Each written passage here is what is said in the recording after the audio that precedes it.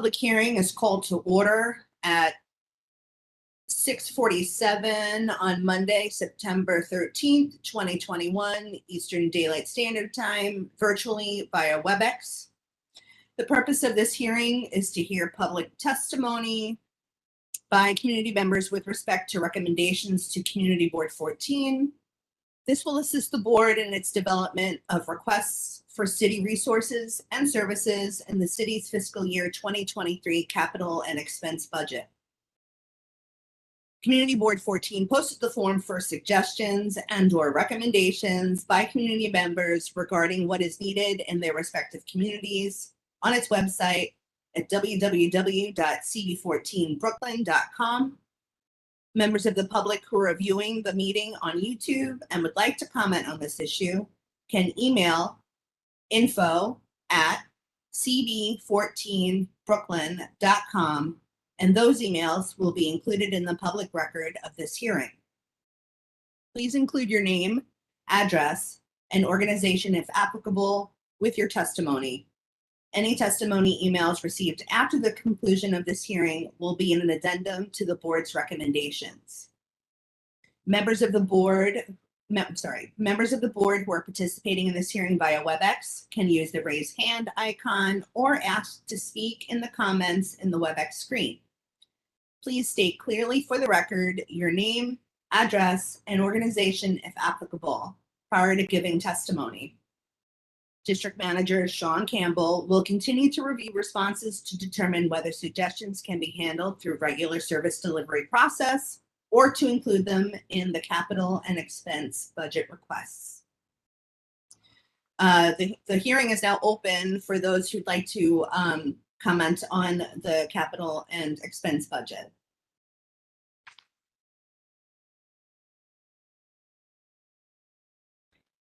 Madam Chair, I see no hands here, but I will read into the record the ones that were sent to us via our website and email. Thank you. And there's some good ones this year, so thank you to the community members who did participate and chimed in.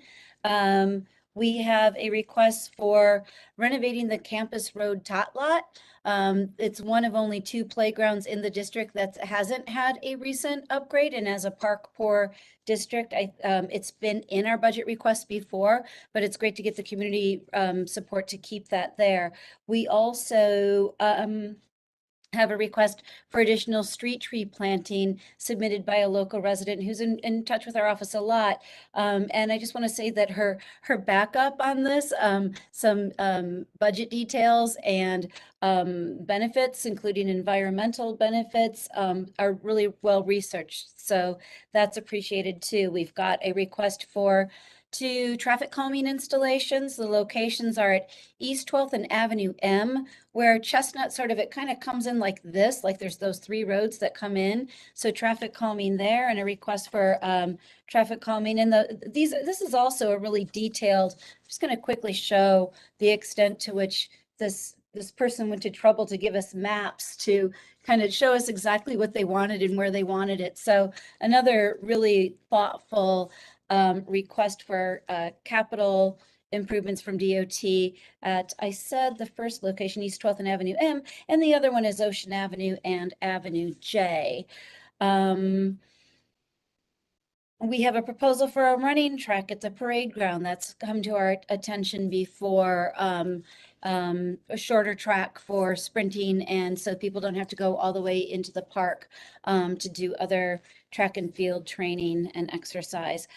So those are the ones that came to us. And then just to say, we also use the service delivery request that we get on an annual basis and gather that data to sort of demonstrate other needs in the district. So I do want to say, because I did hear from one of the bid directors, the Flatbush Avenue bid director, Lauren Collins, some ideas about how we could make our streets cleaner and other resources for DSNY. That came in as a service delivery request, but we'll include it in our budget request because it is it's sort of maybe even unwittingly, but it's a request for more to restore manual litter patrol, which you might recall was completely removed from the budget during the COVID budget cuts. So we'll ask to restore that based on this request and our experience in the district office. Thank you. Thank you to the members of the public that submitted their very thoughtful and well planned out requests. I have a hand raised by Carl Henry Cesar. Please go ahead, Carl. Yes, I do. Thank you very much, Chairwoman Brown, and thank you very much, District Manager Campbell. I have some questions just about the overall process, and I apologize if the answers are already given. And so I saw in one of the attachments for the public hearing that there was a letter that was sent out to the community, and it said the deadline was to send the submissions by September 10th. And so the first question I have is approximately when that letter was sent out to community members. And then the second question I have as well is, as part of the community outreach, by chance, was the letter or the timeline also posted on the CB14 website? That's it. I don't remember the date that the letter originally went out, but it was in time. It wasn't just, a little while ago. We usually do it at the beginning of the summer so that it's sitting there all summer long. And yes, it's always on our website as well. And then in the mailings, in the what do you call that thing? The newsletter that got sent out, there was some guidance there as well. I'll also say, Carl, that even though September 10th was the hard deadline for it to be read into the record at the public hearing tonight, this hearing is sort of a formality to hear the public requests. But the fact of the matter is we kind of hear them all year long. And in fact, next on October 18th, we will have another public hearing ahead of the regular board meeting. And that's where members of the public will get to see the budget requests in their entirety. And so there's still kind of another sort of a backdoor way into bringing another budget request to the attention to be voted upon by the full board for actual submission to the city. This is just a hearing about submission to us, but we can we can add to it in a less formal way. Okay, thank you very much for that. Yeah.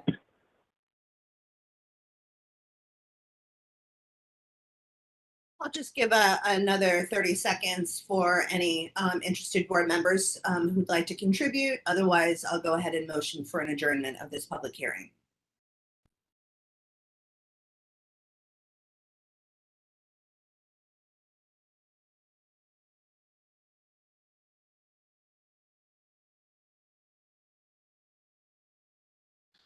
Sean, do we have anything in email that we need to read into the record? Otherwise, I'll go ahead and motion to adjourn this public hearing. No, those were the ones that came by email. They included that. Okay. Thank you, everyone, for being here. Do I have a motion to adjourn this public hearing regarding the city's fiscal year 2023 capital expense budget? Motion to adjourn. Do I have a second? Second. Thank you very much, everyone. We will reconvene in about 5 minutes for the general board meeting of Community Board 14. Thank you. So why can't I see it?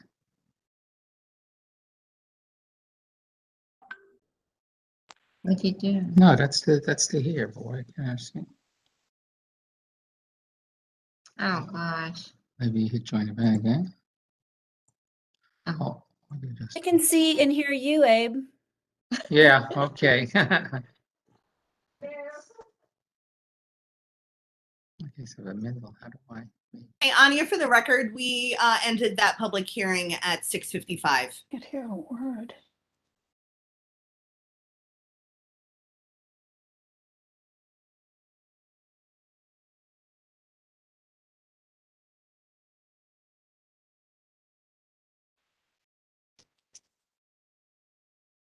This is terrible.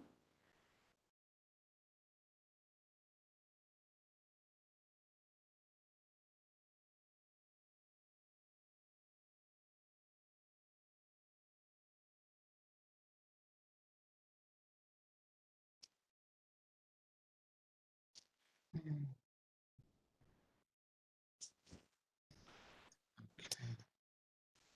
Got it.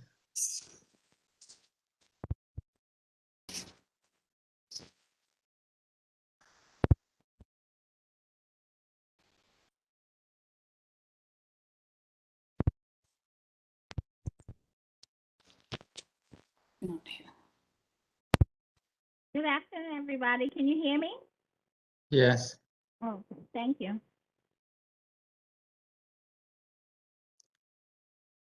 Can't hear.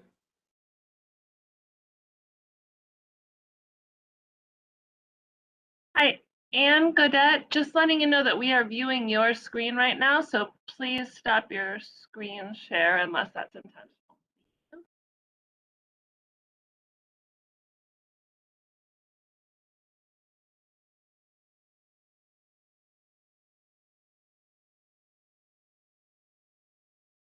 Here. I'm sharing my screen. Screen share button is at the bottom of the screen where it says share. Just unclick that.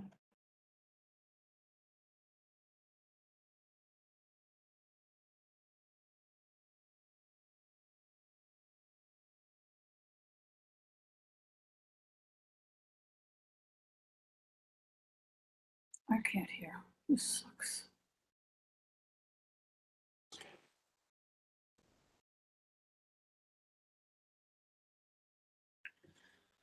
Can't hear a thing.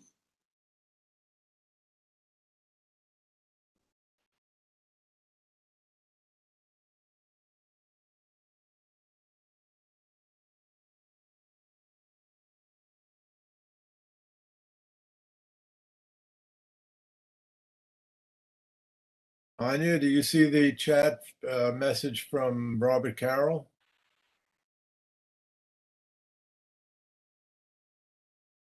Really, I can't hear it. Do you see here? Look. So the sound is up. No, there's not. Yeah. Wait, Look at the options. did I just hear something? No. Go to the options. Zoom And out. your mute button is off so we can hear you, but it says at the bottom there's a mute button, then a start video button, and then next to that is a share I'm not button. hearing anything. You can also Wait, log what's this? off and then Let log me have a on, and that would probably resolve the issue. And can you hear us? I think the issue is So she can't hear you guys this right now. person is speaking. This person, that one. That's all right. I'm not hearing anybody. Mhm. This is the layout. That's a different window. And also, Anya, I'm sure you're working on it, but Assemblymember Robert Carroll, Oh. needs assistance turning on his video. I'm trying to. Yeah. I can't hear a thing. Yep. Will do. Thank you. Bye. I have to log off. They're hearing everything. So.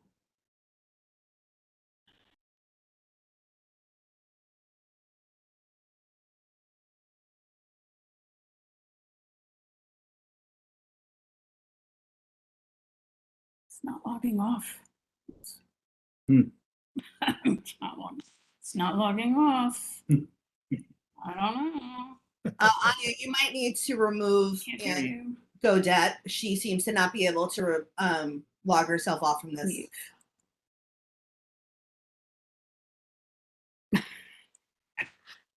Oh my God. Okay.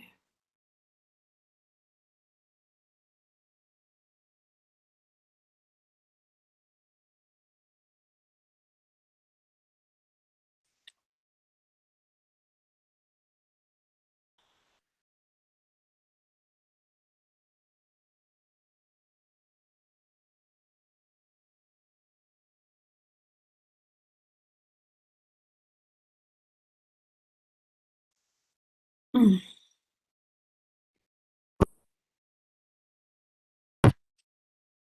I have no idea what to do here.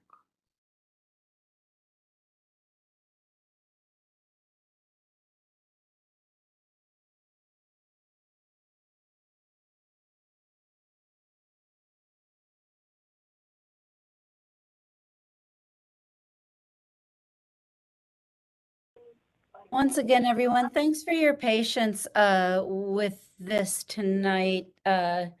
we had this one set up by somebody in Anya's absence, and it just wasn't set up the way we usually do. So we're working to get everybody on.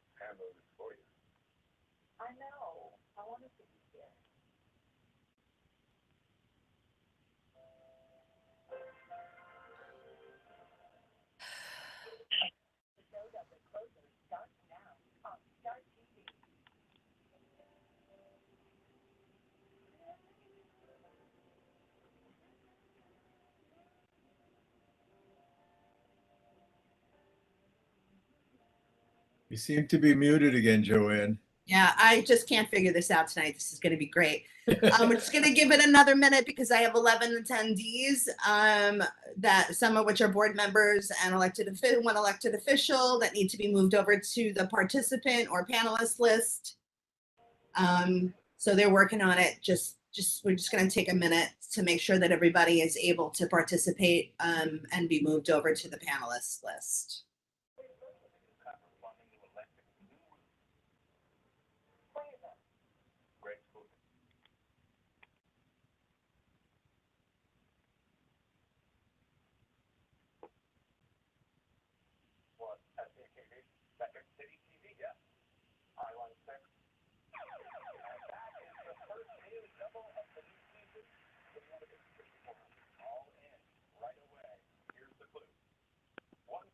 Anya, you're so fast. Thank you. I'm sorry for that, Joanne. I was just online with a few board members and sorry. Doing our best. I was also just trying to comfort them that's why that they weren't able to start their video. Assembly member Carol, please let me know if you have any other technical issues.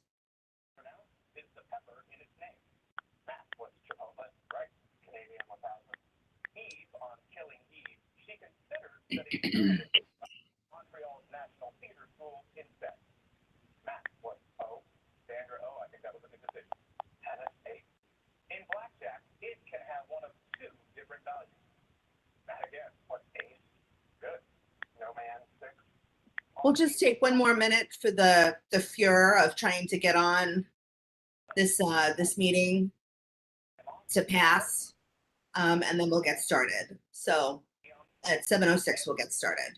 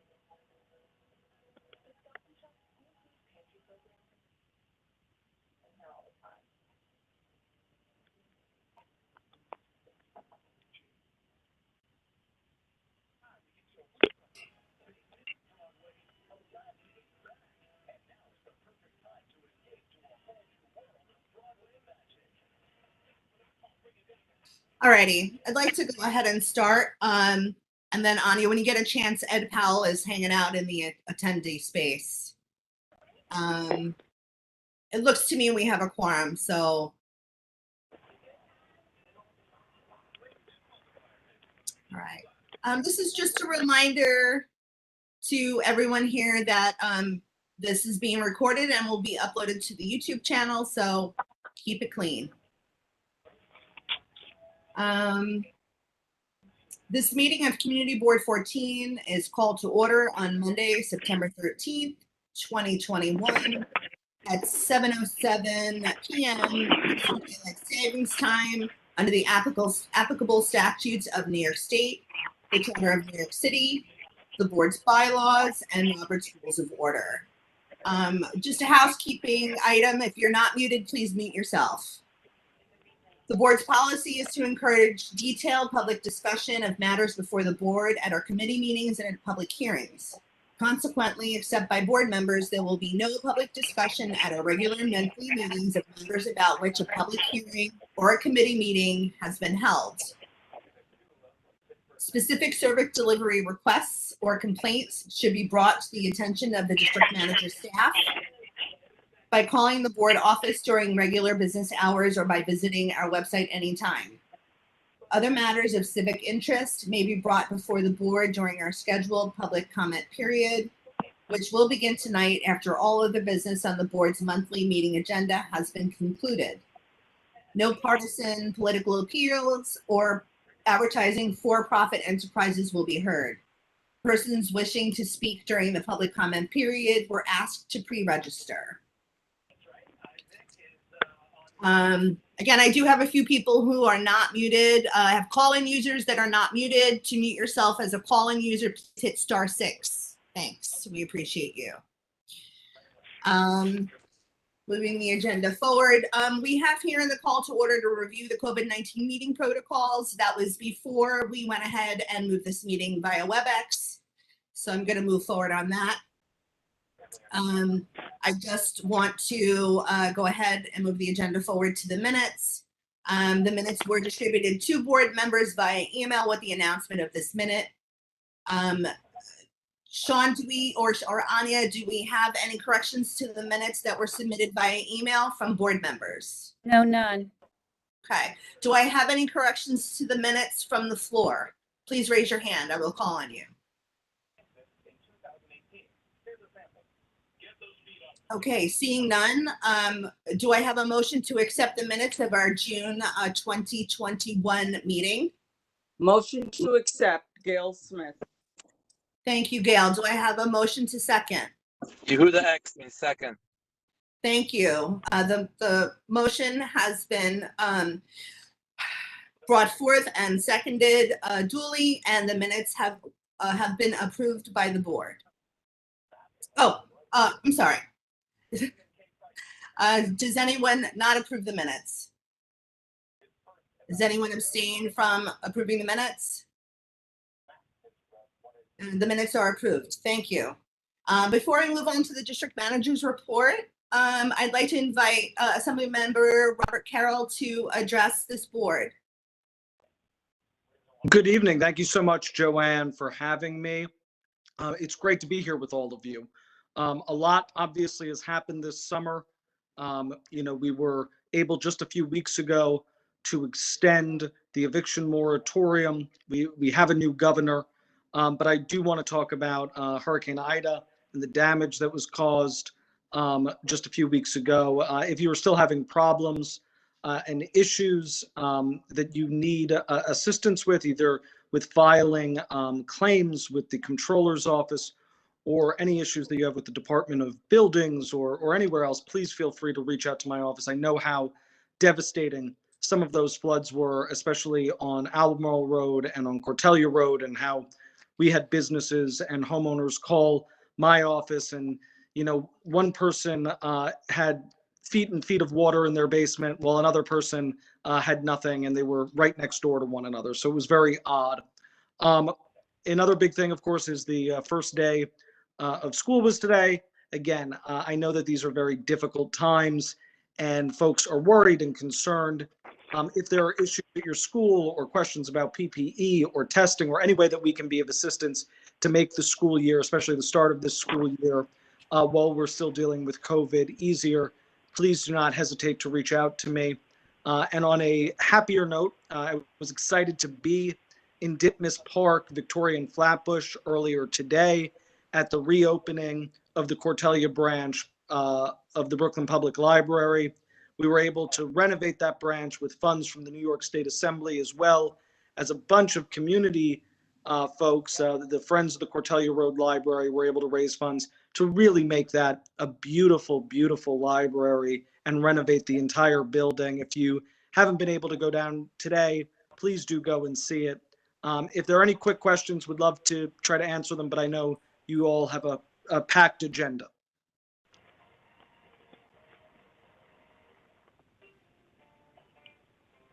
Seeing no hands raised, thank you so much for your words tonight, and we thank you so much for your help with the storm and all the other work that you're doing in upstate. Sorry, I'm crazy tonight. Thank you. Thank you, Joanne. Have a wonderful rest of the night, everyone. Thank you, you too. Moving forward, I'd like to invite Inspector Wall from the 17th Precinct to provide words to this community board. Go ahead. Thank you. Hello, everybody. Welcome back. I hope everybody had a healthy and safe summer. I'll just try to keep my comments brief and open up any questions if anyone has. We're just going to do a quick review of sort of what happened crime-wise over the summer in the 70 precinct. The summer for our purposes is going to be from June 21st to September 6th, sort of when school lets out to Labor Day. So when we look at that period, there were no homicides, shooting or stabbing homicides during the summer, which is it's a tremendous feat. We did have the unfortunate incident on August 11th, where the small child was killed by a deadly dog. That was unfortunate, and that occurred over the summer. The owner of that dog was arrested in that case. Shootings. Last summer, in the same period we're talking about, we had 18 shootings. That's from June 21st to September 6th. Last year, we had 18 shootings. This summer, we had 3 shootings. None of those 3 shootings involved any youth, which is also a better sign for our youth. All 3 of those shootings have been solved and have arrests with them. So we had a much safer summer than we did last year, from 18 shootings in a little over 2 months down to 3 shootings, which is something. And that goes along with our year-to-date decreases in crime. We've seen a 7% decrease from last year over the entire year. We're seeing a little small, I'm talking about just 3 extra cases in grand larcenies have increased. That's because scams are back as people are going to work. The scams have come back, unfortunately, and we've seen a rise in the different types of scams. So we had a safer summer. I would like to thank the community because you really can't do this without the community. We had a lot of organizations help us. First was Drum. They're our official organization in Cure Violence, and they've been, since they've been in the 70 precinct, they've been helping us a lot. They were out during Labor Day, helping us to sort of put anything to bed, which could become a serious situation. They were really out there helping us a lot. So if anyone is from Drum that's on the line, I want to thank you for all the work you've done. Our Interfaith Clergy Council has done tremendous work during this year. And East Flatbush Village, they've actually helped us a lot this year as well. So we're trying different avenues for crime reduction instead of just pure enforcement. And we're having some success in a lot of areas just by the sheer decrease in violence, which I think is important. And with that, I'll open up to any questions. If you have any questions for the inspector, Carl Henry, Yes. go ahead. Hi, Joanne. Thank you. I believe I heard, was that Joe Dweck? Who, if so, he can go first and then I can go after him. Oh, there's a friend there, but always. So the best way to work this is to raise a hand. Carl has his hand raised. If you'd like to speak, please raise your hand and I'll call you next. Go ahead, Carl. Okay. Thank you very much, Chairperson Brown. So Inspector Wall, good evening, and thank you for sharing that update. I have a question about the unfortunate incident you mentioned on August 11th. I don't know if you can speak to this more, but out of curiosity, I'm wondering if, you know, the owner of the dog being arrested, was that the only option that was available? I only know what I read in the papers, but I'm just wondering where the liability lies, and does this solely fall on the shoulders of the NYPD, or is it child services or other city agencies that are involved? That's my question. Well, the responsibility lies on the owner of the dog, who is responsible for watching the children. And if you want to leave your kids with a dog that has attacked kids in the past, that's the wrong thing to do. So that's where the responsibility lies. The Children's Services obviously will be very involved in this case going forward. And honestly, the well-being of the children is our goal,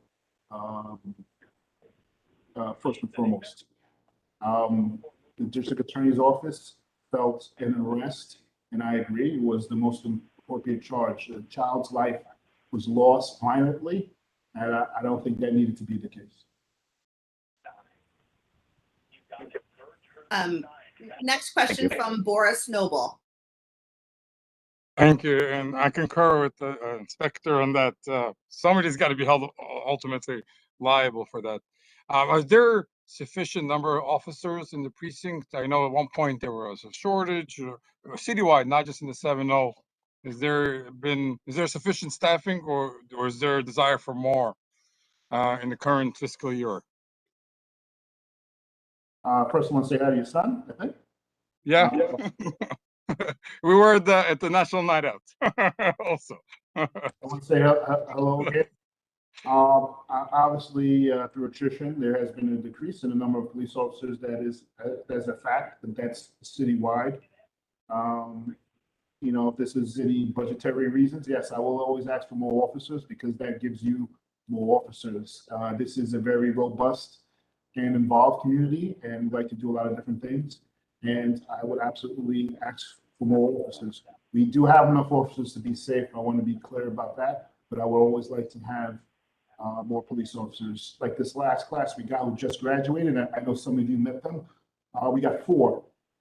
That's 4 more than we had the month prior, but I would always like more officers so I can have out in the streets of the 7-0. Yehuda Eckstein, please go ahead. I just want to thank you, Inspector, for your unbelievable cooperation over the high holidays. The amount of police presence was noticed by every synagogue in the command. It's extremely appreciated. I was talking on behalf of the community, and I wish everybody celebrating a happy and healthy sweet New Year. Thank you very much, Inspector. Thank you. When I get a chance, I would like to thank Yehuda as well. Like I always say, we don't do things in a vacuum. And when we're providing coverage to community events, we rely on community leaders like Yehuda. So I just want to give him a shout out for helping us sort of structure our coverage. And it goes for all the events, all the religious or community events. We try to go community leaders to help us out. So again, I want to thank you. Ephraim, you can go ahead and ask your question. Hi.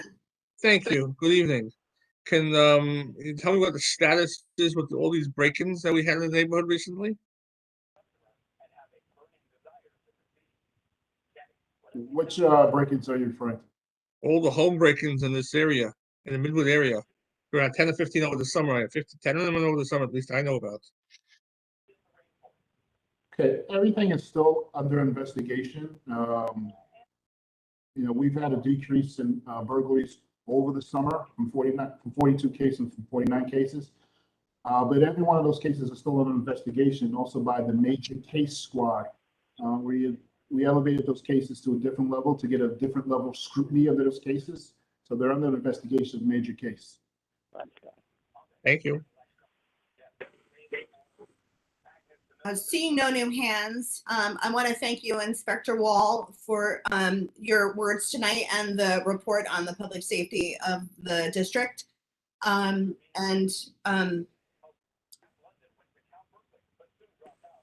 you very much. Please let us know if there's anything that we can assist with you.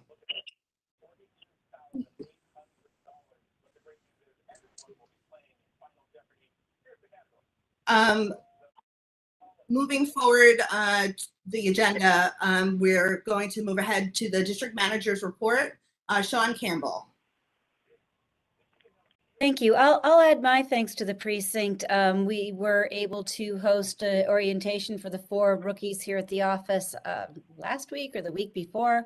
I don't know, time is one big thing. And as Inspector Welder, we're just 4, but they seem like 4 really eager, energetic new rookies who all stated that the reason for wanting to become a police officer was to help people. So we'll take them up on that. District managers began our budget consultations.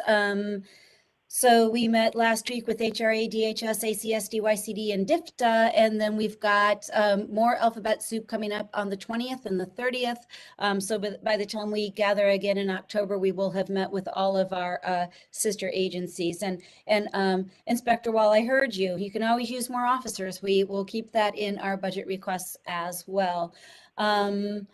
This is the time of year that I begin that routine about your front yards and 18 inches from the curb into the street. That is homeowner and property owner and merchant responsibility. We're getting a lot of calls about dirty conditions and litter conditions. And we are working with sanitation to try to address our trouble spots, but it is the merchant's responsibility to clean their sidewalks and their curb lines. And it's the same is true of homeowners. We haven't even started losing leaves yet. So you'll hear me next month and I'll add leaves to the litter. But please, there's some debate over whether it's James Madison or Alexander Hamilton, but one of them said if men were angels, government wouldn't be necessary. So, I mean, I kind of want government to be necessary because it keeps me to work, but just everybody please do your part, especially the stuff you're responsible for. And then anything extra, and we know we have such excellent people in the community who do extra, is greatly appreciated. While I'm talking about sanitation, I do want to give a shout out and a great deal of thanks to DSNY who picked up a lot of storm debris and worked even with businesses to be able to clear storm debris efficiently from our community. They gave up their Sunday and many of them gave up their Labor Day off. And in order to stay ahead of, or at least close to on schedule. They are still a little bit behind though, because everything's gotten heavy. They're filling up trucks. They're not able to complete routes because the trucks get too full. So when that happens, they send out a 4 to 12 truck, and just what they call a sweeper truck to come pick up what didn't get picked up the day before. So if you didn't get picked up, let us know and we'll make sure a truck gets out there. But they really did work hard and helped a great deal with storm debris. And then I think just one last thing is that the Flatbush, the African Burial Ground Remembrance and Redevelopment Project had its last community input meeting, and they will be coming out with their report on that site. And we will make sure, remember, a link to that site is on our website under projects, and we will continue to work with that task force. But I do want to remind the community, since this did come up at the last task force meeting, our involvement in the task force and assistance with gathering community input and providing community input and some fact checking, because they were saying that District 17 was more overcrowded and more over rent burdened than we are, and that's not true. But that participation doesn't mean that the community board has accepted the project. And this is a really long process. I don't think it goes to ULURP until probably 2024, 2025.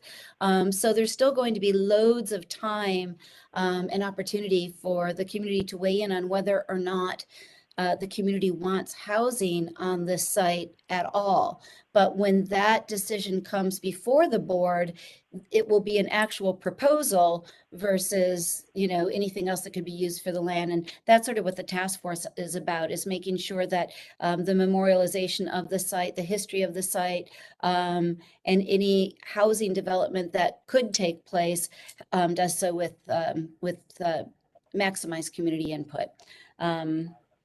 So that is it from me. Remember, We are here in the office. The office is staffed, but we're still not able to take in people for in-person assistance. But we are here and we are here to help you. We are open 9 to 5, Monday through Friday. If you call during those hours and you get a voicemail, it's just because we're on the other line or out at a site visit or something like that, and we will get back to you. And then we you know, you can certainly email anytime and leave us messages. We're doing our best to get back to everybody as quickly as possible. Thanks very much. Thank you so much, Sean, for that update. Just a note of housekeeping, there's a few hands that are up from previous speakers who asked questions to Inspector Hall. Inspector Wall, please put your hand down so we can have a clear idea of who wants to speak later in the meeting. Moving forward to the chair's report. Hi, everyone. Welcome back. Let me start by saying Shana Tova to all of our neighbors and board members who celebrated Rosh Hashanah. May the next days of repentance and prayer bring a year of compassion, justice, and good fortune. May your upcoming fast be easy. I wanted to just take a moment to acknowledge the untimely passing of Michael K. Williams. As a son of East Flatbush, he worked tirelessly to improve New York City. Here is a brief list of some of the issues he advocated for: a fully funded year-round summer youth employment program, addressing historic and generational harm, investing in arts programming, ensuring access to mental health and basic health care, ending food apartheid, real affordable housing, and ending mass incarceration. And when a local community-based organization would ask Mr. Williams for support, he would show up in person to hand out backpacks. May his memory be a comfort to his family, his friends, this community, and this city. The next item on the chair's report is the recommendation from the public hearing we just held at 6:45 today. This is the public hearing with respect to fiscal year 23 budget. We had several very interesting and masterful recommendations from the public that were entered into the record. I believe the recommendation from the board is to enter those into the record. Sean, since this is my first public hearing, is the next move to motion to accept those with a full board vote? Okay. So I would, I'm looking for a motion to accept those public comments from the public hearing into our fiscal year 23 budget. Do I have that motion on the floor?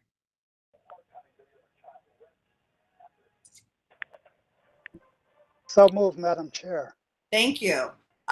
Do I have that seconded? Second. Thank you. So those comments will be entered into the fiscal year 23 budget, which we will have another public hearing on with all of the details of our needs publicly read. All right, moving on to the Borough Board report. So these are some notes about what the Borough Board was presented. So we were presented open restaurants, specifically tailored about sidewalk dining. This was the Borough Board meeting that occurred on September 9th, just last week. DOT and Department of City Planning presented the plan for open restaurants text amendment. The same presentation was provided to the Executive Committee on September 9th. Roadway dining presentation was not included. That program will likely not be presented until next year. The deadline for community board comments is September 27th, and the City Planning Commission hearing for this matter, I believe, will be on October 6th. I'll ask for clarification on that later when we have a discussion about that. So unlike the emergency program, which is still in place and operating, the full program will not allow restaurant operators to self-certify, and there will be application fees involved. The DOT will be the agency administering and enforcing the program. Community boards will be allowed to review applications for sidewalk dining only since this is city charter mandated. Roadway dining program will not seek community board input on applications. However, community boards will only be invited to weigh in on the rulemaking process next year. DOT acknowledged that throughout the emergency phase of the program, enforcement has been challenging, trying to balance both recovery and enforcement. Other community chairpersons describe the initiative as benefiting a mono industry and having the potential of destroying the diversity of businesses which could be a disaster for quality of life.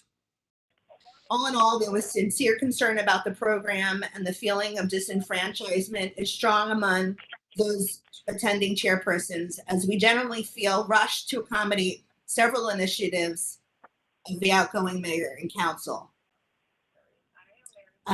Next, we discussed 2 resolutions that were introduced regarding the food retail expansion to support health, otherwise known as FRESH, and health and fitness text amendments. 2 resolutions were introduced to the board to amend these 2 zoning text amendments that were introduced before the summer hiatus. As such, CB14 and CB12 were able to add to the resolution because of our input to the zoning application portal. The resolution did not pass because community boards have not been given the time to truly assess the program. The health and fitness resolution also failed to pass, and by this time it was 9:30 p.m. and we no longer had a quorum to motion to extend to a no vote. But still, in order to still submit Richard Barrick, who is the Director of Land Use at Borough President's Office, who had done very good work with regards to tailing the resolution. A few boards had met on this issue, and their boards voted no to the health and fitness text amendment. Hopefully, both resolutions will come back for a vote in October before the City Planning Commission hearing on either October 6th or October 22nd. So Richard Barrick's recommendation he suggested that all boards formulate a position if we have not already done so, and that we update our zoning application portal and reach out to Borough Hall so the resolutions can be modified accordingly. So before I move on to the executive committee report, I'm told that Councilmember Farrah Lewis is on the line. Councilmember, would you like to address this board? Sure, but you could move on to the report. I could. Oh no, Councilmember, it's going to be a very long report. You should go ahead. Okay, and I'm sorry I can't be on camera. I'm having some issues with my phone, but thank you so much, Chair Brown, for the opportunity. And join with me this evening is Sabrina Degis from my office, who will also just share really quickly some information. But I just wanted to thank you for the opportunity, Chair. Happy to see the whole board here. Thank you, District Manager Campbell, throughout the summer. You've been super helpful taking all the calls and sharing information with us. Want to say welcome back to everyone and wish our Jewish neighbors and friends a happy Yom Kippur and an easy fast. We had a list of things we wanted to share with you this evening. We will not go over it. We'll schedule some time, but some issues that have been happening in CB14, particularly the elevator at the junction. We just wanted to give a quick update on that. Sabrina, you could jump in, but make it like 60 seconds because they have a long agenda. No problem. Hi, everyone. My name is Sabrina. As Councilmember said, I'm a staff at her office. I'm the Constituent Service and Community Outreach Liaison. So regarding the elevators at Junction, so they will be the repairs, construction work for the elevators will be completed by next year, early next year. Once that work is done, then work would start for the Church Avenue station.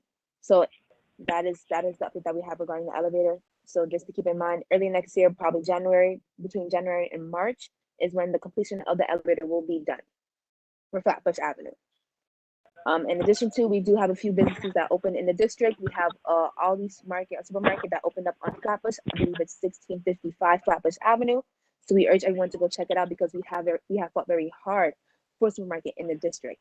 In addition to, we have our youth market that happens every Saturday from 9 a.m. to 1 p.m. They accept cash, EBT, credit and debit cards. It's all accepted. In addition to, we do know we recently just had a meeting with the South Midwood Resident Association in regards to a traffic light that was approved for East 21st and Farragut Road. In our meeting with some of the residents of that area, they were in kind of a disapproval of the location which it was approved for. So we do want to hear everybody's feedback because we only got a small population of the people that voiced their concerns. So if we can get a majority vote on that specific topic, then we will be glad to be your advocates towards DOT to see if they can change the location instead of having it for East 21st and Farragut Road, because we do know they were pushing it for East 22nd and Farragut Road instead. And then in addition to, we have our summer night lights at the YMCA, which takes place every Saturday. This commenced August 1st. So they have 2 sessions. It's from 5 to 7 and then 7 to 9 p.m. It's open to ages 11 to 18. So it's a teen sports training program. So it's available to, like I said, ages 11 to 18. And lastly, for our office, so we unfortunately are still not seeing anybody in the office. But luckily we are offering we do have an immigration attorney at the office, but their services will only be provided via phone or Zoom. So if anybody's looking for immigration services, feel free to give us a call and we'll schedule that, but it will only be over the phone or over Zoom. That's it. Chair Brown, we would love an opportunity to discuss further with you at a later date, you and District Manager Campbell, about the homelessness issue and the opioid crisis at the Flatbush Junction, as well as the Brooklyn College Residence Hall. Thank you so much for the opportunity. We appreciate it. Thank you, council member. Sean has apprised me of the situation. I'd be happy to meet with you. Thank you for being here. Thank you, Sabrina. Thank you for all of the information that you brought about those challenging issues that we're having with the elevator and so forth. I just want to take a moment. I neglected to mention some events that I attended over the weekend, which were really important. First, I attended with Sean Campbell the 9/11, the 20-year anniversary of September 11th at the 70th Precinct. It was a very small and poignant remembrance of the 23 uniformed officers that died in the line of duty on that day. And then on Sunday, District Manager Campbell and I attended a very large and successful event hosted by Flatbush Development Corporation and Robin Redmond, and sponsored by Eric Adams, the borough president, who else? And the Brooklyn Chamber of Commerce, and several council members, and FEMA. They had FEMA agents on the ground with computers, helping folks with their claims for the storm damage that occurred during Ida. So that was a really successful event, and we were joined by Congresswoman Yvette Clarke. So I was very pleased to be there and to see that our community, that resources were brought to the community as opposed to the community having to, in fact, take the day off and go somewhere to file their claims. So with that being said, I'm going to go ahead and move on with my chair report. Now I'll be discussing the executive committee report. That committee took place on September 9th. The first item that was on our agenda was the same that I spoke about earlier, was the open restaurant zoning text amendment. And just to say that we do have our Department of City Planning liaison on the line in case we have any questions that I cannot answer, but he is just in the wings as support tonight and not giving a presentation. So the executive committee and interested board members who attended were not able to form a recommendation to the full board about this text amendment. Many board members are in favor of the program, but have practical concerns regarding how incomplete the DOT program design and protocols are. Other board members are not in favor of making the program permanent and suggested that since the emergency program will be in place through early 2023, this should allow for enough time to facilitate the restaurant industry recovery. The remaining board members feel that community and business feedback is needed to make an informed decision. We unfortunately only have until September 27th to input our position to the Department of City Planning. However, our liaison, Jonah Rogoff, will facilitate incorporating our position and feedback up until the CPC meeting in the first week of October. Let me first stress that a good number of board members present at the committee voiced that they have utilized outdoor dining during the pandemic, enjoy the amenity, and would like to see a form of outdoor dining preserved after the emergency phase of the program is over. I think it's safe to say that a program with a robust set of protocols and a sustainable enforcement program would be an asset to New York City's public space landscape. I think it's safe to say that the board is not reacting to outdoor dining, but the manner in which we are asked to analyze the initiative. A program of this magnitude, administered by an agency with little institutional knowledge of enforcement of quality of life issues, is bound to fail if we cannot provide feedback on a fully formed program. There are a few analogies regarding the open restaurant zoning text amendment that came before us.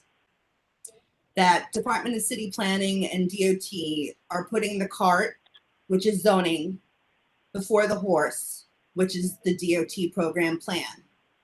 We understand the breadth required to change zoning text and why it is paralleling the development of the program, but it seems impossible and reckless, and some have opined, to write a blank check.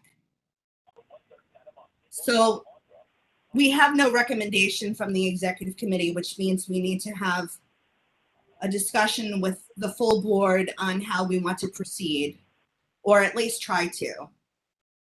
I want to start by saying that I do appreciate the culture always of the board, that we want to act in the positive, that we want to offer approval, but with conditions. But I also want to say that there are several community boards in Brooklyn that are very opposed to this, not only based on what they've seen from the emergency phase of the program, which from their account is a loss of quality of life, an increase in rodents, a significant lapse in enforcement, and just a change in how their neighborhoods are being used at this time. And then in addition to that, these amendments, or this text amendment, was brought to us on June 30th, thereabouts, giving us 90 days, but that 90 days incorporated our hiatus over the summer. So we were not able to really flesh out as a group what this means for our district. So in this case, I want to recommend that perhaps we disapprove the plan with conditions. And perhaps that first condition is that the Department of City Planning provide a fully formed program with distinct details on how they plan to enforce. And that includes a schedule enforcement, and what section of the Department of Transportation is going to take care of this. And perhaps understanding that bringing a text amendment, a zoning text amendment, to the forefront and the timeline in which to do so is quite laborious, that maybe we ask that process proceed, but it stops at City Council, and City Council tables the zoning text amendment until community boards can be presented a fully formed Department of Transportation open restaurant program. So that is my recommendation. I am eager to hear other recommendations from the board and how they'd like to proceed, and see if we can't form an opinion tonight so that we can go before and enter our recommendations into the ZAP portal or the zoning application portal. I see a hand from Hindi Bendel. Please go ahead. So last time, when we were at the meeting last time, I was more for, I was for having these restaurants, but upon more further reflection, I also noticed when I was passing by some of these restaurants, they're also a hazard for the fire department because some of them are blocking hydrants, and it's very hard. I mean, I think that if there was a fire, it might be a hazard in addition to all the other things that we discussed. And I also I agree with all the things that you said, that at a later date, if they were to restructure this and to do it in the proper way, then it would be it would be something that would be viable. But right now, just like they are throwing the horse in front of the carriage or whatever, they're rushing things and they're not going to do it the right way. So I tend to agree with you that we should disagree with pending that they revise the whole plan and try to structure it appropriately.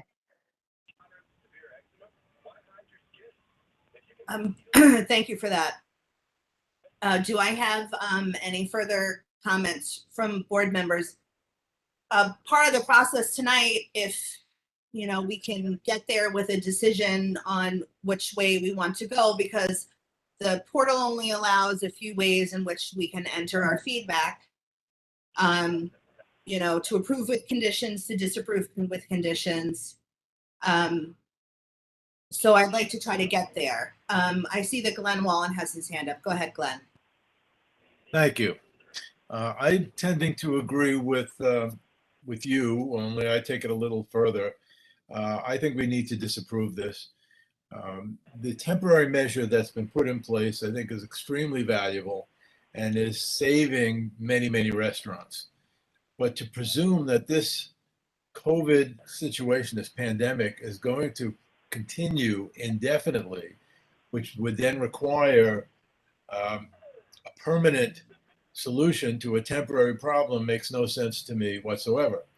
I would also want to hear from lots of people. For example, my wife and I went to a restaurant on Union Street, residential neighborhood. I'd like to hear from the neighbors. I would suspect that with one of these structures in the street, across the street or next door to me, that's going to depreciate values of homes. Possibly there's a noise problem. I'd want to hear what people who were near this thought of it.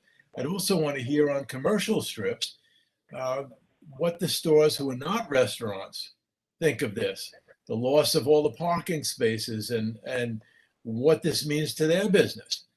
I don't see an upside to this, except for the few restaurants. If you happen to be a corner restaurant where you can put up 100-foot additional space, it's a wonderful boon for you. But what about the small restaurants that's got a 25-foot frontage? This whole thing makes no sense to me. And 6 months or a year from now, if we think that this is going to be a really long-term problem, then maybe this type of thing should be looked into. But as far as I'm concerned, we should disapprove this and not even wait for them to bring us a fully formed program, because even if they could do it, quote, correctly, it's inappropriate. There's no reason for it, at least not yet. I'm done. Thank you. Thank you, Glenn. Gail Smith is next. I've had the opportunity to listen to you, Madam Chair, and my other two esteemed members. I am of the agreement with siding with you in that we should disapprove with conditions. I can only speak, needless to say, for the commercial strip in my area. However, it has been a good thing overall. There are definitely areas that need to be reinforced. So instead of just kicking the whole thing to the curb, I do feel that we must have an opportunity to hear back from the agencies, and they have to provide concrete, credible information as to how we are going to proceed, because there are issues. Thank you, Madam Vice Chair. I completely agree. I completely agree that there are benefits to the program. We just need to understand more. Florencia Chanagata, please go ahead. Yes, thank you. Good night. I just wanted to say that I'm in agreement with you, Chair. However, I just wanted to bring to the attention there's an additional component where some restaurant owners are now saying, due to a law that was recently passed, that there are many customers who are refusing to go inside of the restaurant because they have to present, to say whether or not they've been vaccinated. So they're choosing to sit outside instead. So there are just more other things cropping up all over the place. But I am in agreement, as you know, because we did speak about this. So thank you. You bring up a really important point about how current laws are affecting people with different perspectives on the vaccination and the mandate. So I appreciate that input. Yehuda Eckstein, you're next, please. Yeah, hi, thank you. I have quite a few friends in the restaurant business, and I feel for them, and I think it happens to be very good for them. But as a local resident, I can't find parking on Avenue M, on Avenue J, on Kings Highway. There are many, many parking spots in an area that is already extremely tight, and you can't find parking. It's horrible. It's impossible to find parking, and that's why I think that this idea should be shelved. Thank you. Nina, I'm sorry, I've been a little lax on the chat. Please go ahead. Yeah, I don't know what's going on. I don't seem to have a raise hand option. And this whole night has been a major struggle. Anyway, first of all, I would like to say I really think that we need to get over this parking and car-centric mentality, because it is literally killing New Yorkers. 6 New Yorkers, including a 3-month-old baby, died on our streets this week alone, and 5 pedestrians and bicycle riders were seriously injured. And that's just the ones we know about. So I think we need to really, we need to stop making cars and parking a priority. I think that the points raised about people not wanting to go inside because of the whole, having to present whether they've been vaccinated or not is a serious issue. I'd just like to say, as I'm on the DITMAS chat, Facebook chat, and what I'm seeing from people there has been overall very, very positive. I do think that there are some issues. I mean, I think it's easier probably to get to a hydrant if it's a matter of moving a few tables and chairs and people than a parked car or other things that are obstructing, and the double parked cars, et cetera, which make getting anything to happen a big issue. I think that some of these sanitation issues need to be addressed. I think those are, serious concerns, street cleaning. But I do think that overall, I think it's been a great program, one that's been well received by most people in the neighborhood, and one that we should look for as many ways as possible to continue. I think it's good for business, and they need that.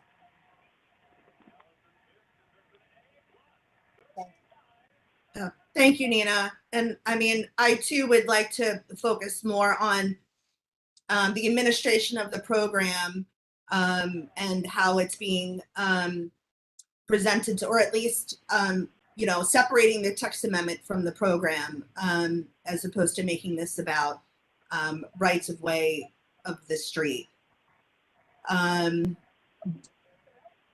District Manager Sean Campbell, go ahead. I just want to say, because it sounds like I'm feeling a lean in toward a disapproval with conditions, and just there's no bigger enemy of a good idea than a bad plan for implementing it.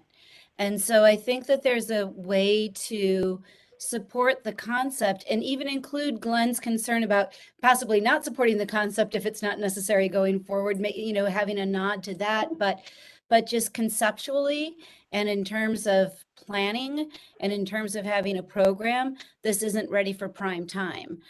We don't give away public space for private profit without there being a public good that's been identified. And so I did send around a bunch of bullet points, and I hope board members had an opportunity to take a look at them. And I think that if we can draft a letter that includes some of those, we can certainly distribute it to the board before it goes to Department of City Planning. But it is, you know, without a full program, I don't understand how the board would say how you feel about something that you don't know what it's going to look like.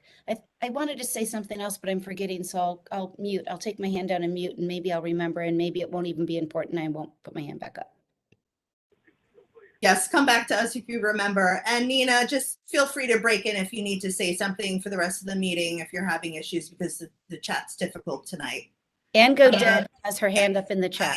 See, I'm just gonna go ahead and call on Nicole Levinson Angulo, and then it'll be Ann Godette. Thank you, Madam Chair. I just wanted to second what you said and what Nina said and what Sean just said. I feel I'm always for disapprove with recommendations, but I have a very strong and I don't think popular personal belief that like approving with recommendations is weird. So I would always say disapprove with recommendations, especially when the number of recommendations is this lengthy. So I agree with you, but I also am a very big fan, both as someone who likes to eat and as a longtime waitress of the program, in terms of expanding seating, because in terms of just servers during the pandemic, forget about the owners of the restaurants, like the opportunities for servers to make tips.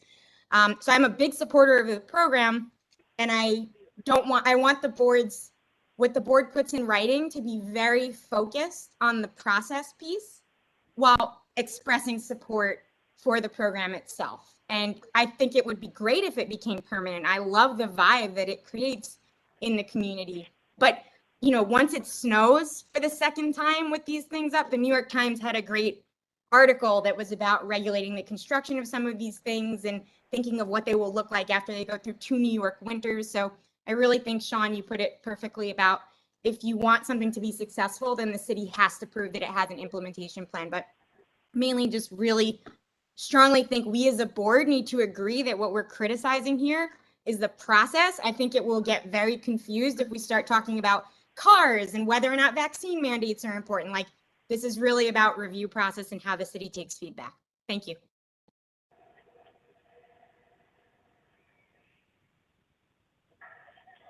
Joanne, I remembered. Can I complete my thought? Yes, go ahead. Thanks. Sorry about that, everybody.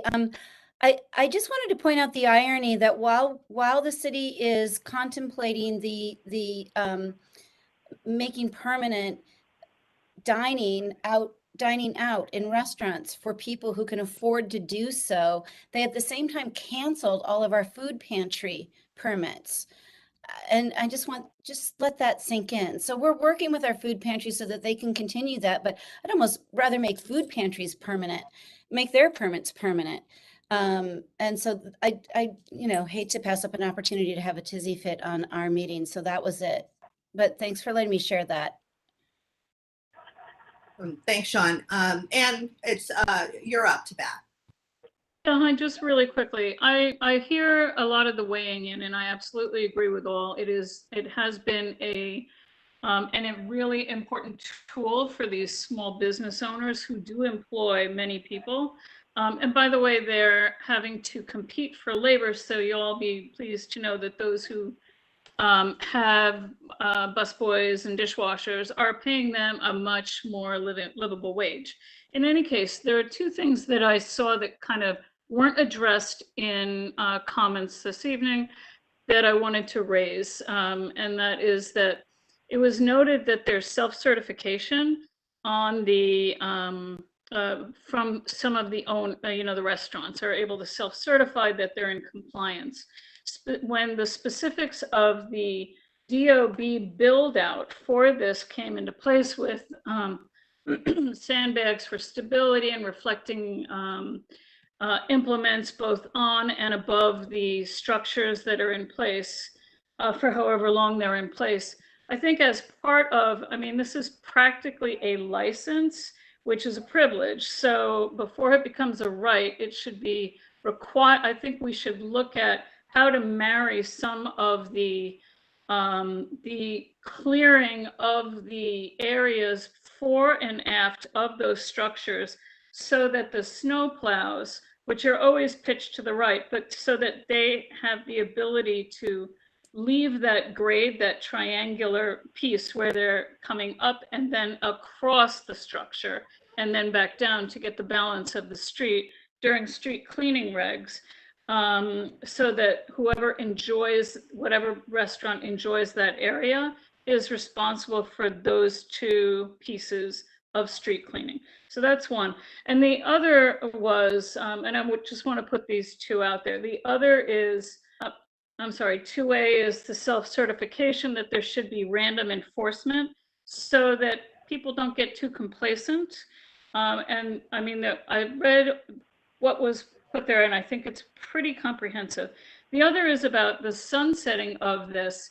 I don't know that I agree that it's really important now, but I also very clearly heard Sean's point about giving away public spaces and the right to use them.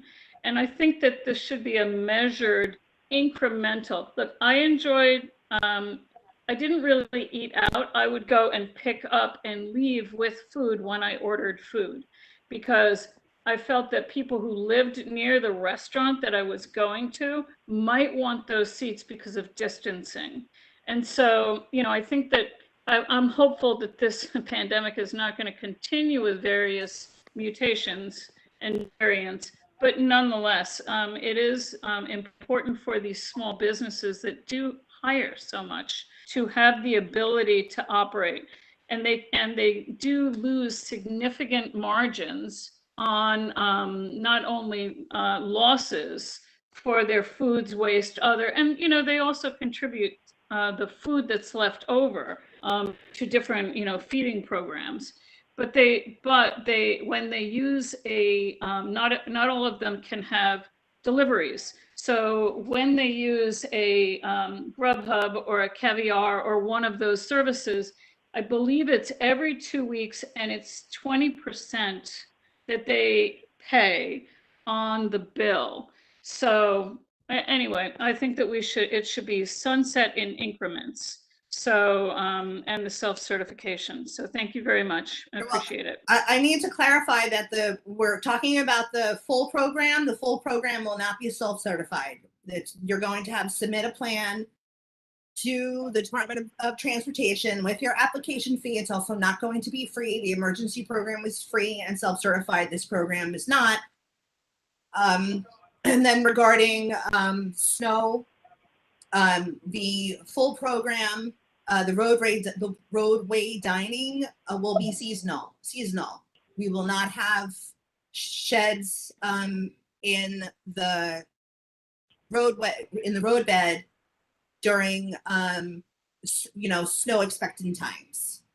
I think that's about it. And thank you for your other comments. Ephraim, I just want to, you still have your hand up. Do you have a question or a comment?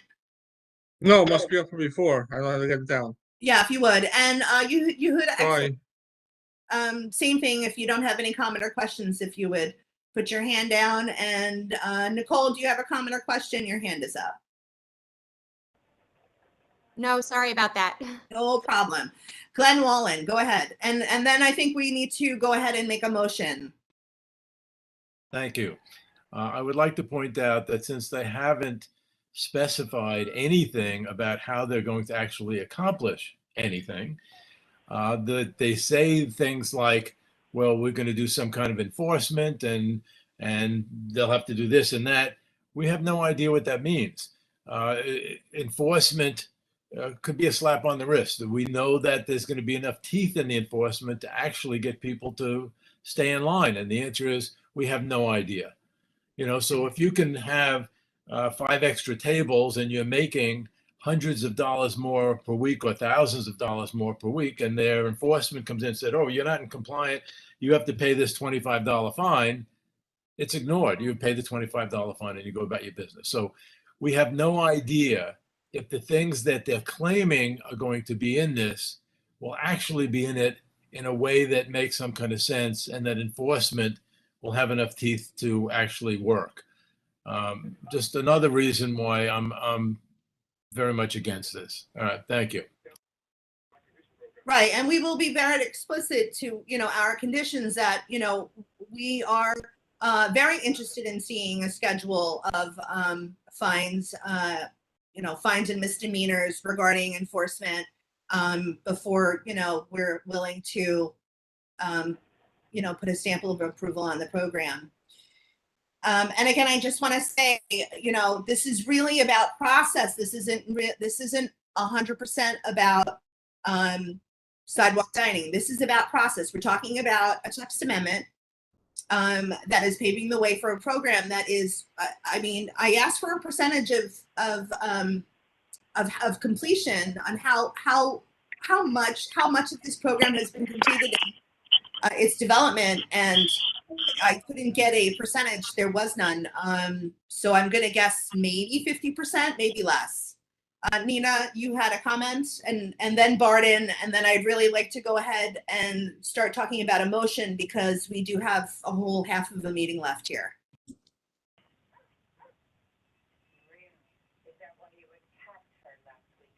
Go ahead, Nina.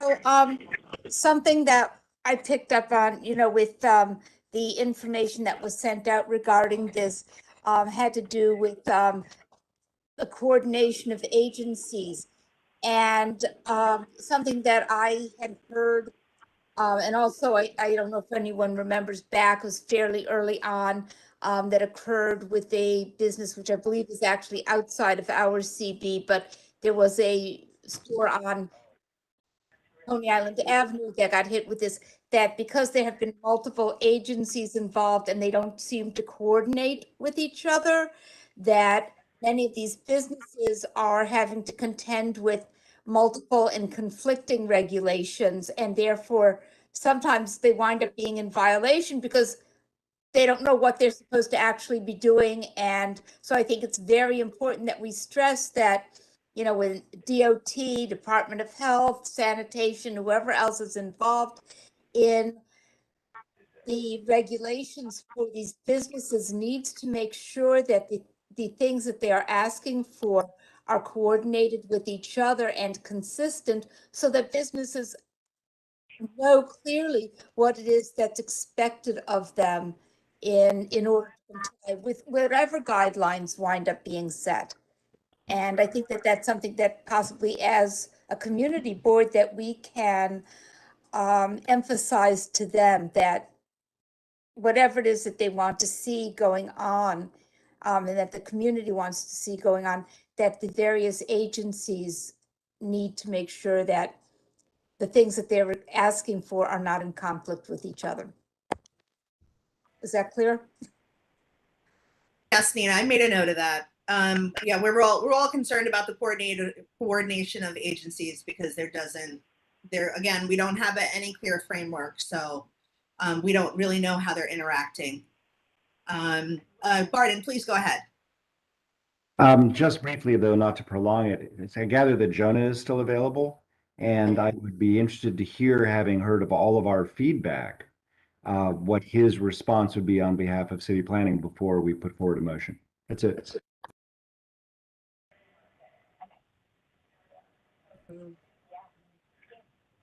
Hi, everyone. Just turn on my video really quickly. I'll just quickly say that I'm here to listen, and I respect the board's discussion. I think these are wonderful comments, and it really shows the diversity of views and issues.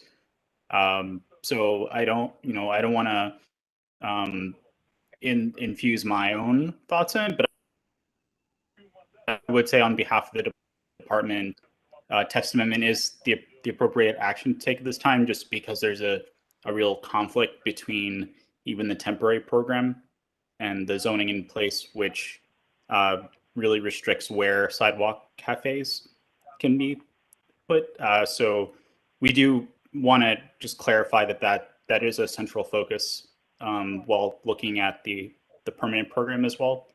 I also just want to say we're, apart from the board's recommendation, feel free always to reach out to me and to the department as a resource. We're constantly trying to improve the proposal. So I'm happy to, hear any questions you have, take any thoughts and feedback. And with respect to the actual recommendation, we, even though the timeline is quite short, so September 27th is the deadline, and we do have the commission's hearing on the 6th. It's possible that the vote may be pushed back to November or later.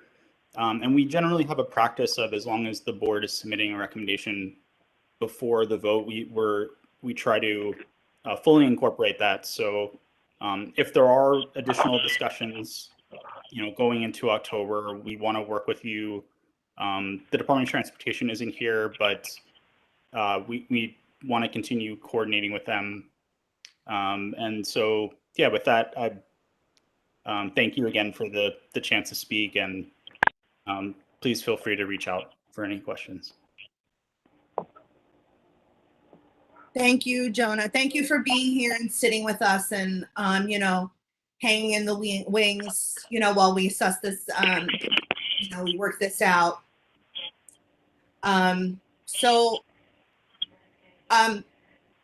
going to bring forth, my idea of the motion, but I just want to read some, just some ideas about recommendations that we can add to this into our letter, if we so choose to disapprove with conditions.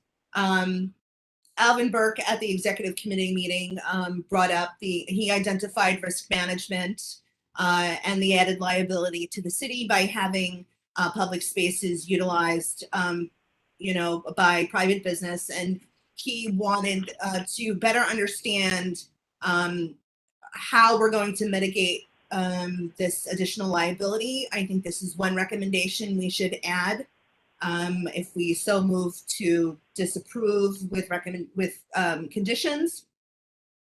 Another concept would be to limit outdoor seating to reflect a percentage of existing outdoor seating to reflect a percentage of indoor seating.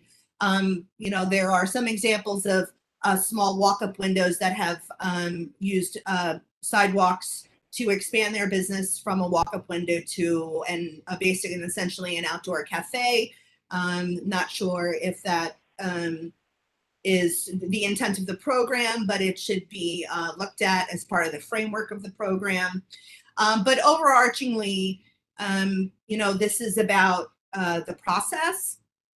And I think what we're asking is that we understand how difficult and the barriers the program faces without the zoning text amendment to pave the way for this, but we don't want to buy the cart without the horse. So the overarching theme of our decision here is going to be about looking at the program that DOT is developing and asking that, I'd have to clarify how this would happen, but the planning would go as far as it can with the text amendment, and then perhaps it stops at city council and city council tables it until this program is fully realized and that we can weigh in with more illumination.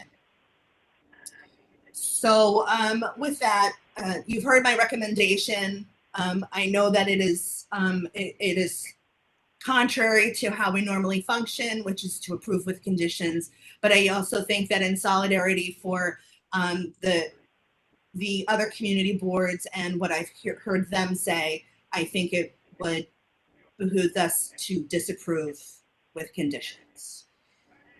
So I'm proposing this motion that we disapprove the open restaurant zoning text amendment with conditions.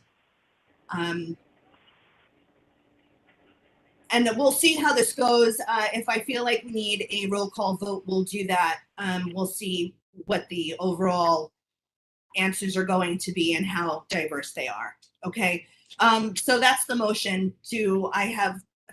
Second motion. Thank you. Do I have the motion seconded? Second. Who seconded that motion? Please identify yourself. Yehuda, X-Team. Thank you. And Ephraim, you brought the motion to the body, Okay. correct? No Okay. problem. Okay. So I'm going to try to do this in the reverse, which is going to be, do I have any board members that disapprove this motion? Feel free to raise your hand and I will, have it identified in the record that you disapprove this motion, which is to disapprove with conditions. Is there anyone that's abstaining from voting tonight? Okay, so we have 2 members, if you would make a note, Sean and Anya, that are abstaining to vote. I'm seeing 3. I'm seeing Nina Sabgier, Yvette Clerjean, and Steve Cohen. Alvin Burke. Okay. Darlene Bowers. Joanne, we have one unidentified call-in user on the line. I'd just like to unmute that call-in user for a moment. Unless Sean? I think I can identify that person. I believe that is that's Pincus Heiken from the comptroller's office. Pincus, is that you?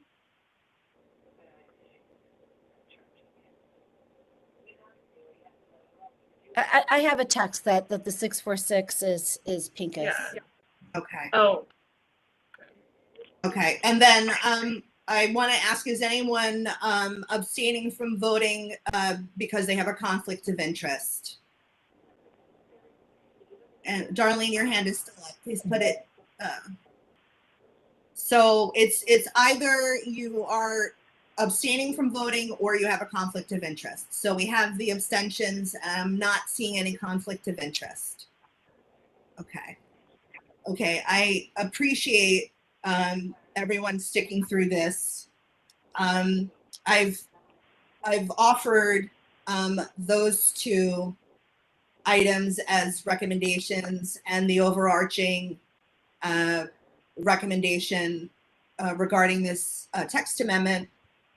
I know that there are 3 pages of notes that Sean has that we will pull from, and we will. I just want to, and I have what has been written down, which is schedule of fines, coordination of agencies. We have items that were brought to the forefront at our executive committee. If you feel there's any recommendation you haven't heard yet,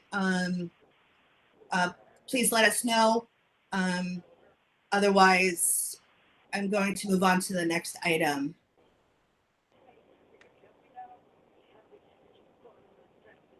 Okay.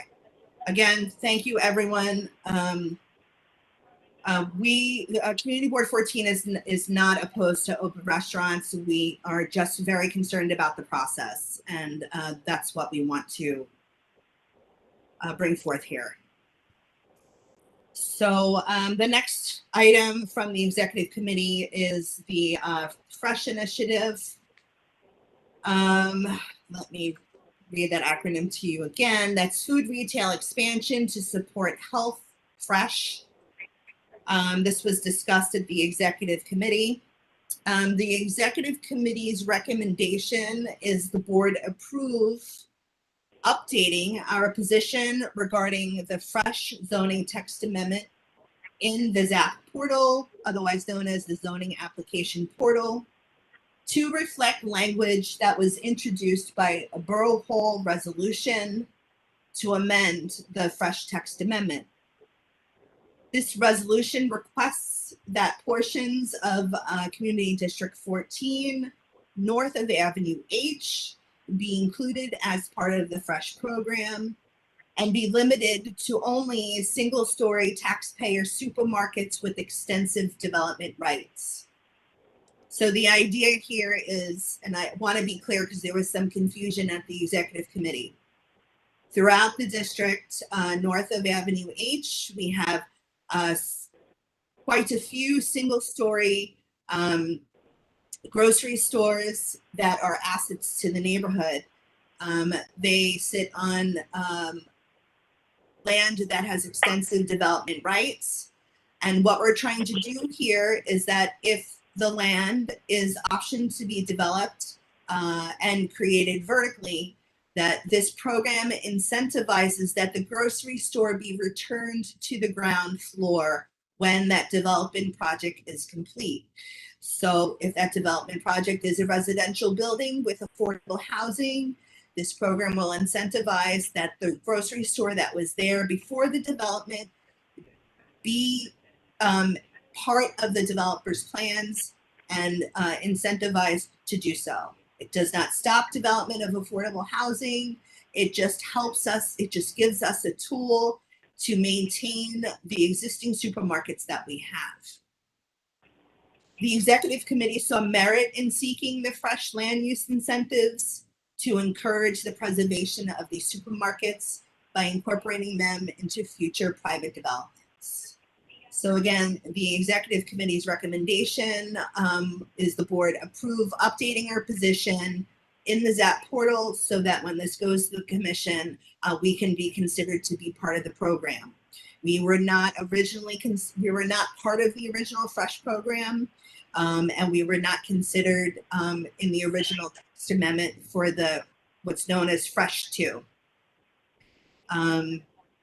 Are there any questions from board members regarding this recommendation from the executive committee and those interested board members that attended the meeting?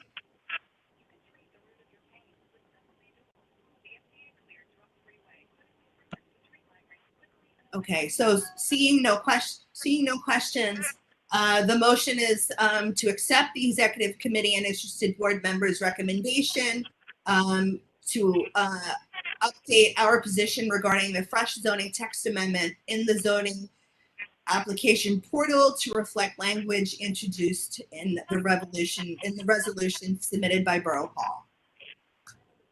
So I'll go ahead. Do I have someone who can bring that motion to the floor?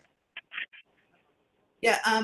Go ahead, Sean. And before it goes to the floor, just to remind or reiterate that this is in keeping with the board's original statement to DCP, which was to include CB14 in the fresh text amendment. At that time, it was just noted that it was aspirational. So this gets more specific with that request and piggybacks off of the Borough Hall's proposal. Thank you, Sean. So I'd like to, so can someone, does someone want to support this motion so it can be seconded? So moved. Is that Ephraim? Yes. Thank you. Seconded by Florencia. Thank you, Florencia.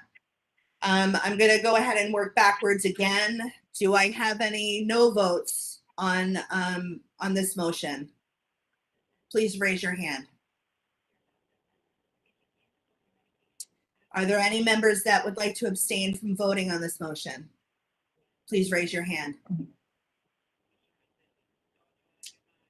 Recognized Yvette. Thank you. I only saw one. Anyone that has a conflict of interest and is not voting on this matter? Okay, thank you. The motion passes. and then Anya, I'm not sure via mechanism for saving comments, but there's a lot of comments in this chat that should be reviewed when we write our letter.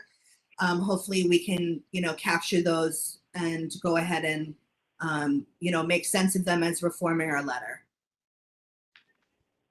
And by some miracle, I have finished my chair's report. Thank you. All right, so we're moving on to the topical committees, which means I don't have to talk for a little bit.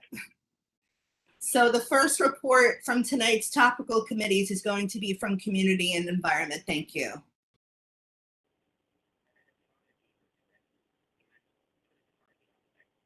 Should I just go right ahead? Go for it, Nina. Thanks. So the only thing that that I just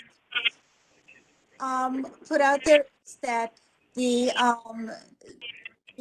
city has been sending out newsletters, and there are ways of people expressing their interest in the curbside composting. And word on the street is that people can't wait to see it happen, so we don't have to trudge all our junk to Vertelli Road every Sunday. So it's in the works. Thank you. Thank you, Nina.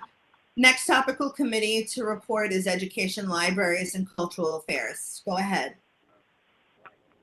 Sure. So thank you very much, Chairwoman Brown. So it'll be short. It's basically what, the esteemed Mr. Carroll had mentioned earlier. It's just that today was the first day of school for roughly 1.1 million kids going back to school, and also, the various school staff, from teachers to custodians, everyone else, there to try and make this a safe and productive year for them as well. And the second point was just the reiteration that the Cortello Library is now reopened as of today. That's it. Thank you, Mr. Henry Cesar. Next committee to report is Human Services. I see we have Baza Rui on the line. Do you have anything that you wanted to add to this report, since we have nothing formal?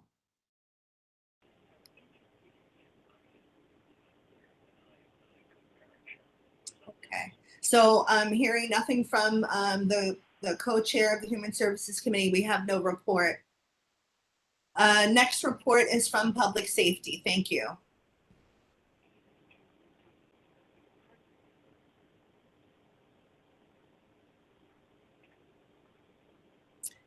No chairs available to give report from Public Safety.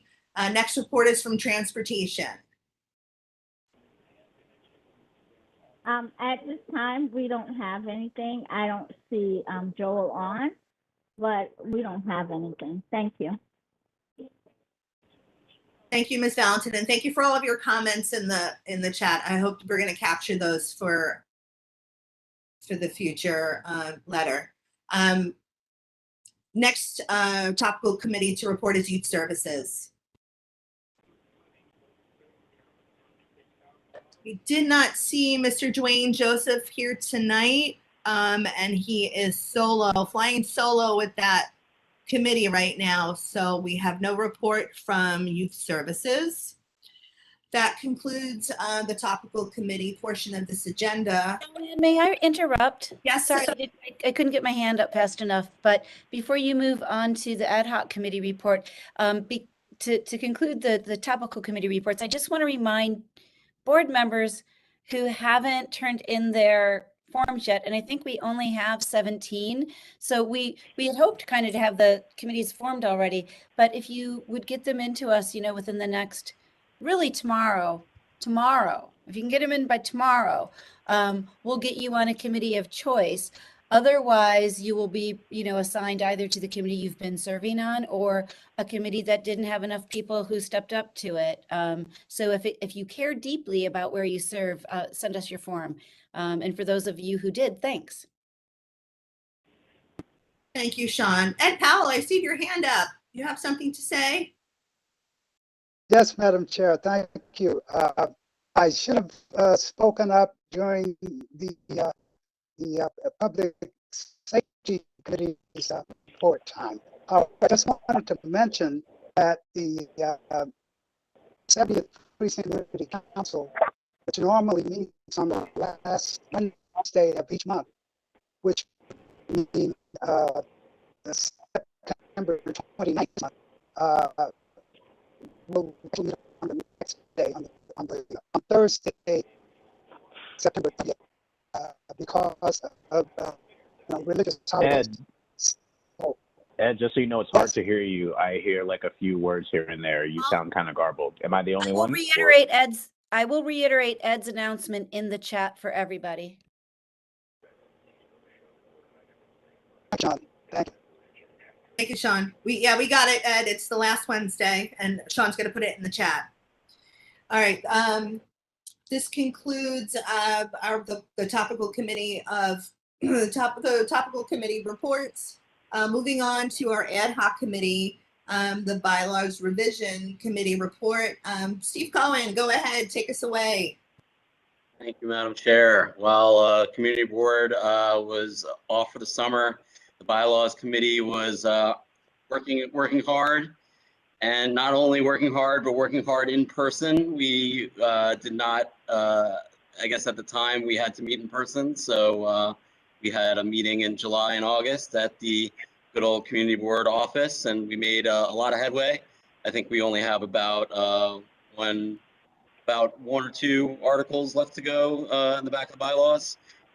So we have a meeting scheduled for Thursday, September 23rd. That will be virtual. In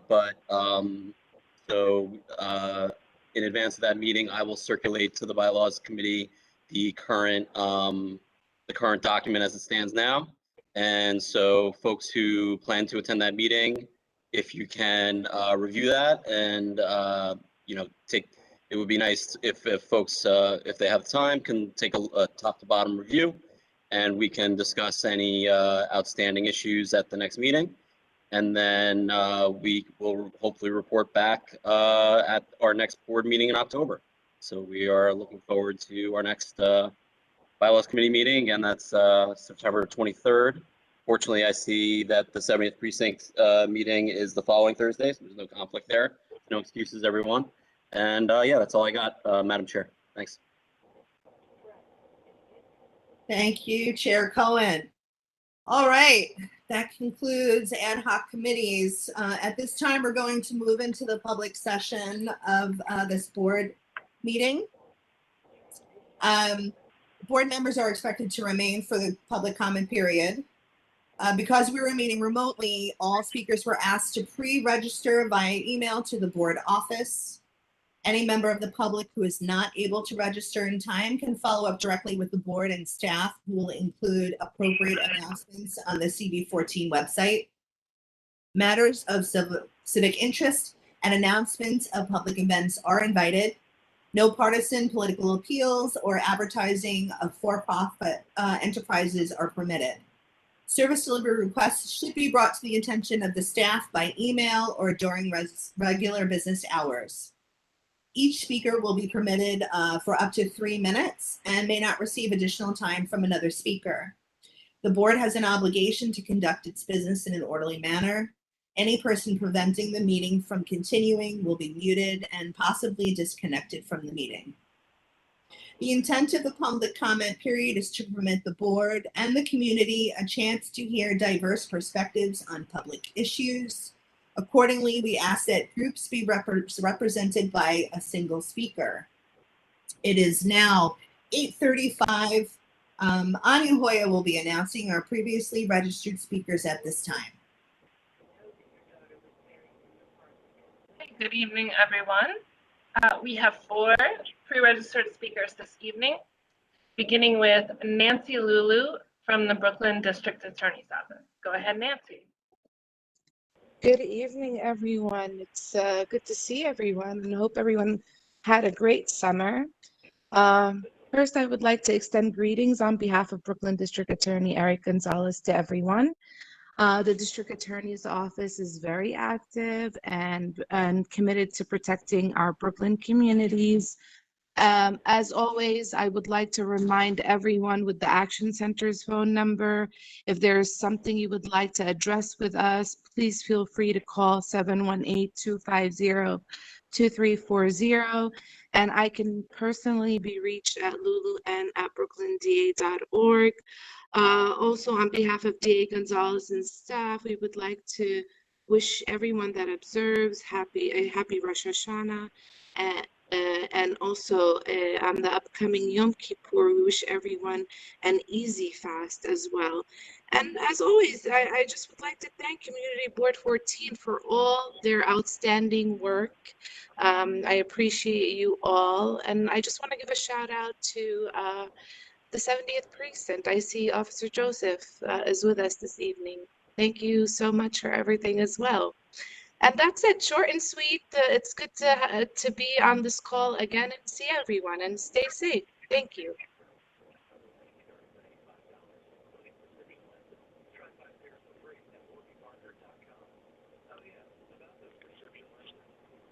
Sorry, having trouble with my mute button. The next speaker we have Sabrina DeJust, registered from Bear Lewis's office, but since the council member spoke, Sabrina, are you still with us and would you like to speak?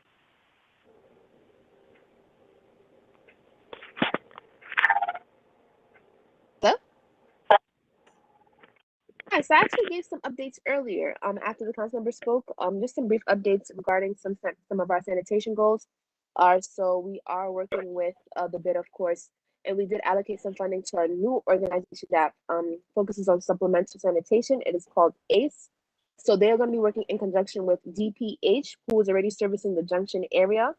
I think it stretches all the way from Avenue I towards Farragut.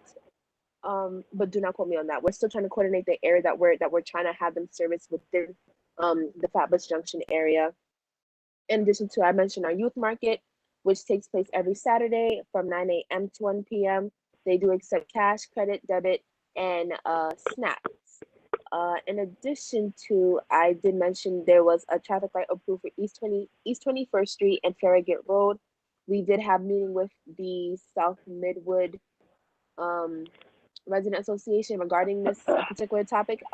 Those that we had a meeting with were kind of in disapproval with the location that it was approved for. So we do want to get some more feedback because we do want to consider everybody else's concerns regarding that area. Originally, they wanted it for East 22nd and Farragut Street.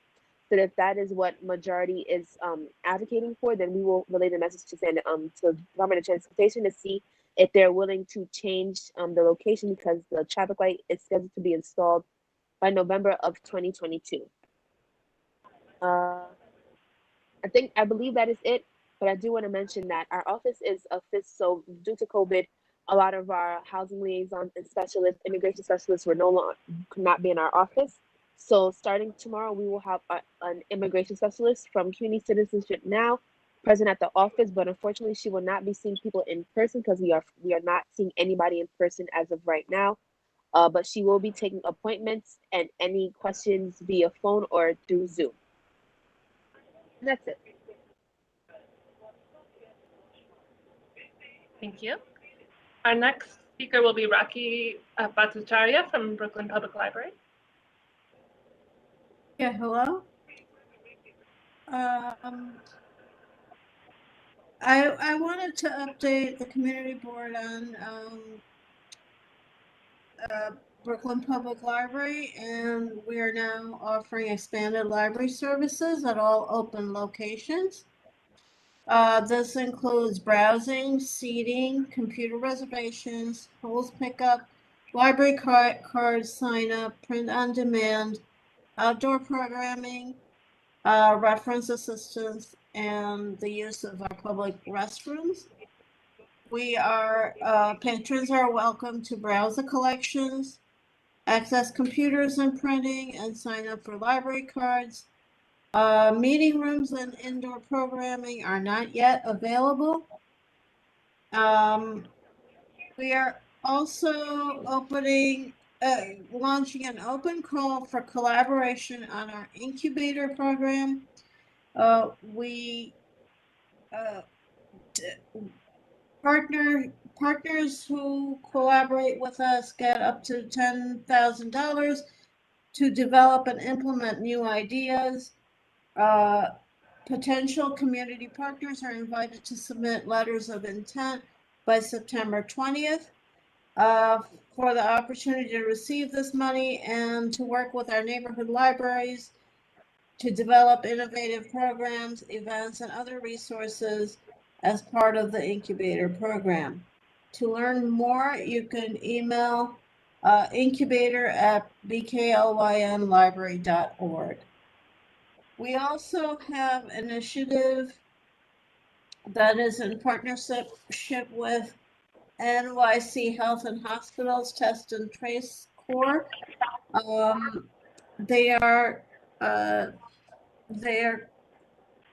We're at various branches during the summer. I'm not exactly sure where they are currently. However, you can find out by emailing healthybklyn@bklynlibrary.org or call us at 718-230-2768. And that is all. Thank you. And our final pre-registered speaker for the evening is Andrew Butler. Go ahead, Andrew. Hi, thank you. Hi all, and thanks so much for everything that went down in this meeting. I'm often pop up here talking about tenant rights stuff with the Flatbush Tenant Coalition, but today I'm here just more as me, Andrew, but still thinking about tenant things, but commercial tenants this time. Just wanted to make sure folks know and thought folks here might be interested that there's a public hearing on Friday at the City Council for a bit of legislation that is aiming to establish a form of commercial rent stabilization in the city, which could do a lot to help small businesses maintain their locations and be able to afford to keep doing business and keep local business owners and operators in business here in our neighborhood. Yeah, it's the intro bill is let's see. It's intro 1796. The hearing is on Friday at 10 a.m. It's in committee at the moment. The committee that it is in, unsurprisingly, is the Committee on Small Business. If you wanted to go or wanted to send that along to, a business owner who you know who might be interested in testifying on how that might be good for them, or maybe you know somebody who wants to testify against it, who knows? They're still looking for sponsors for the bill, and I know that our local, I'm not sure who all of our council members are included here, but I know that Council Member Lewis, who is my council member, isn't a sponsor yet, so I'm looking forward to calling the council member's office and advocating for her to sponsor that bill. So I offer that too as a way to get involved. That's all. Thanks, y'all. Thank you, Andrew. We'll get that information up on the website. Thumbs up, Anya. Can we get that this week? And then, thanks. And then we can also send it out to our bid directors who surely already know, but just as a prompt, and then our Merchants Association people who've been very busy with storm relief lately, but we'll remind them as well. Thanks. That is our final registered speaker, Chair. Ed Powell, you still had your hand up. Did you need to make an additional announcement? No, I'm sorry. I just didn't get some of that. Okay. And I just wanted to ask Ms. Johnson or Danielle Johnson, did you have a question for one of our presenters?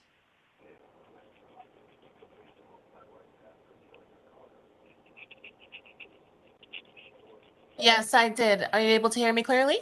Yes. Yes, it was pertaining to briefly earlier when Officer Wall was with us.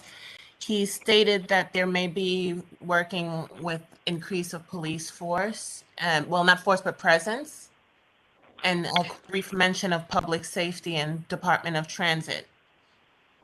Pertaining to those two, I wanted to know, would there be more presence? Because after COVID and everything, some people's lives have changed drastically. I've noticed things like different sorts of drug use actively in the train station, on the train cards throughout the day. Would be morning time and you'd see someone's partaking in illicit drug use when children are on the way to school or on the way to wherever they may be.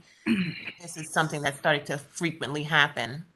Okay, so definitely reach out to the board office so that we can coordinate with this, with your concern. And we could address it in a more detailed manner. Okay, Ms. Johnson? All right, thank you. Okay, appreciate it. And okay. All right.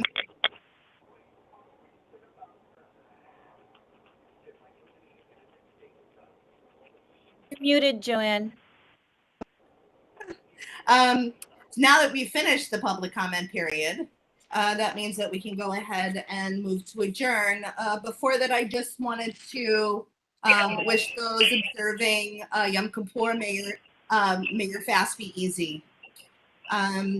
So, do I have a motion to adjourn this meeting? That was not the marathon that I thought it would be, but thank goodness. Motion.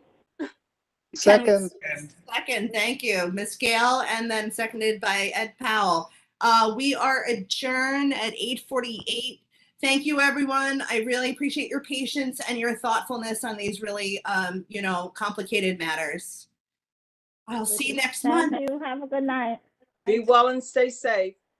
Thanks, everybody, with the Take care. technical Enjoy the difficulties tonight. evening. Good night. Thank you. Bye. Thank you, everyone. Have a good evening. Good night. Bye. Good night. Dawn Marie. Thanks.